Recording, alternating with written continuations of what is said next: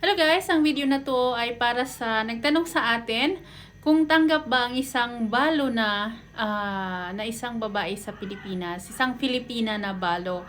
Ang tanong niya, tanggap ba siya dito sa Pakistan? Ayan. So, dito sa Pakistan, bakit naman hindi ka tanggap? Balo ka na. So, tanggap pa nga yung mga single mom na buhay pa yung mga asawa nila.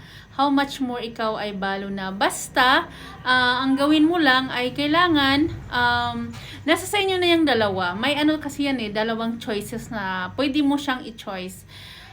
Una, mas maganda na kayo na lang dalawa ng asawa mo ang nakakaalam na balo ka at may mga anak ka. Kung okay lang naman sa asawa mo, na wag nang sabihin sa pamilya. Kasi kung sasabihin mo sa pamilya na balo ka, may mga anak ka, wala naman sa kanila yan Wala silang maitulong, kumbaga.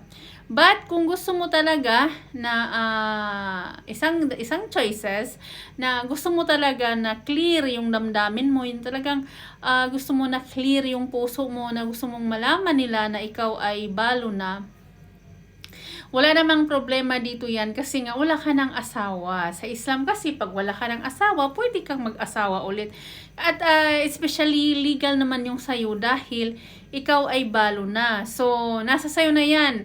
Kung gusto mong sabihin, wala namang problema. Kung gusto mo na i-keep na lang, doon kayo na lang dalawa ng asawa mo ang nakakaalam, pwede rin yan. Kasi para sa akin experience ko dito sa Pakistan mas maganda kasi na wag na nilang malaman kung ano yung buhay mo before. Ang ipakita mo na lang is yung present kasi sila naman yung present Wala naman sila doon sa past, 'di ba? Wala na sila doon sa past mo. Past na yun Nangyari na yung buhay mo, may asawa ka before, tapos nagkaanak ka at nabalo ka. So, it's a past na. So, wag mo nang dalhin dito sa kanila yung past mo kasi mamaya niyan hindi naman natin alam yung mga yung mga ugali or yung mindset nila. Kasi may mga tendency kasi na yan ay ibabato sa'yo. Alam mo yun, pag tumira ka na dito, tapos syempre hindi mo naman sila kamag-anak, mayroon silang may bato sa yung na, ikaw ay may asawa na yan, may ano na yan. Huwag mo nang sabihin ang past life mo, yung mga life experience mo sa buhay before kasi hindi mo naman sila nakasama before at hindi naman nila alam. So mas magandang wag na nalang alamin at wag mong ipaalam. Para yan sa akin advice ko lang kasi mas maganda pag pumunta ka dito kung ano lang yung experience mo at iyong asawa sa pagtatrabaho, paano kayo nagkakilala, o anong trabaho nyo, anong mga plan nyo, or yun na lang yung i-share mo. Huwag mo nang i-share yung kung anong meron ka. Kasi ang magbibigay sa'yo ng sustento, yung asawa mo naman hindi naman sila Hindi naman sila yung mga kamag-anak niya dito. Sila lang yung magmaritis sa'yo dito pag in time na nandito ka na. So much better na huwag mo nang sabihin sa mga kapamilya niya kung ano ba talaga ang buhay mo sa before, bago kayo nagkakilala ng iyong present ngayon na partner. Kasi dito kasi sa Pakistan, kung maraming marites sa atin sa Pilipinas, mas marami rin dito. At dito pa ay kasama mo sa bahay. At alam mo, lagi mo nakikita sila. Kasama mo sila lagi sa bahay. Kung hindi man, yung marites dito, as in marites talaga. Kasi, example yan, may dadalaw dito ng mga kamag-anak. Sasabihin nila yan doon sa mga kamag-anak. At may spread pa yung mga life story mo. Alam mo yun, na ang intention mo lang naman ay maging clear ikaw na ako ay hindi nagsisinungaling, ako ay may anak before, may asawa before, balo ako before, now na pala. So, kaya ganon. At mag-i-spread na yan sa buong kapamilyahan dito. Sa lahat ng pamilya. Kasi yung storya niyan, may pakpak na yan Pagka example lang, yung isang kamag-anak dito, example, yung hipag mo. Tapos, syempre, plastic yan. naka ano yan sa'yo, sa harapan mo, nakangiti yan. Pero, asa ka pagkatalikod niyan, sasabihin niya, ay naku, yan pala yung istorya ng buhay mo.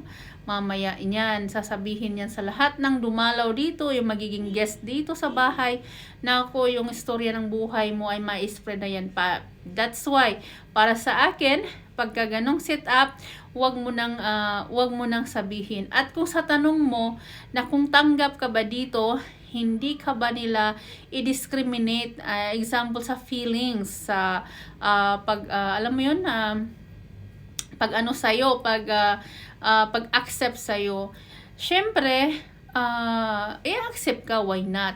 Kung sasabihin mo talaga ha na ikaw ay ganyan, accept ka, wala naman silang pakialam dyan. Ang mahalaga, wala ka ng asawa. Bakit?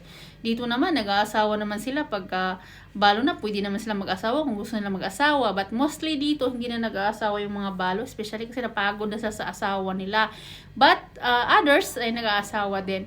Pero sa akin, advice ko, yun na nga, huwag mo nang sabihin. Kasi, ang magbibigay sa'yo ng sustento, yung asawa mo lang naman eh. Hindi naman sila kasama. Tapos, ang asawa mo ay nakakaintindi sa'yo.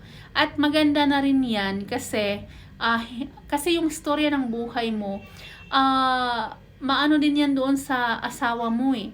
Kasi, sasabihin ng pamilya, ay, ang asawa niyan ay Filipina. May asawa before. Tapos, yung mga marites na mga, alam mo yun, kamag-anak, ay talaga, 'di ba? Sasabihan sapa ka diha. 'Di ba? So, ang aking advice ay ganun na lang. Huwag mo nang sabihin kung ano yung nakaraan mo. Kung titira ka dito, ang sabihin mo kung ano yung mga plano mo at magsumikap kayo. Yan, mas maganda yan. Kasi sa atin kasi sa Pilipinas, open tayo doon. Accepted natin yan. Dito kasi, pag nag-asawa dito, mostly talaga ay mga virgin talaga yung nag-aasawa dito. Yung bang mga ano talaga, walang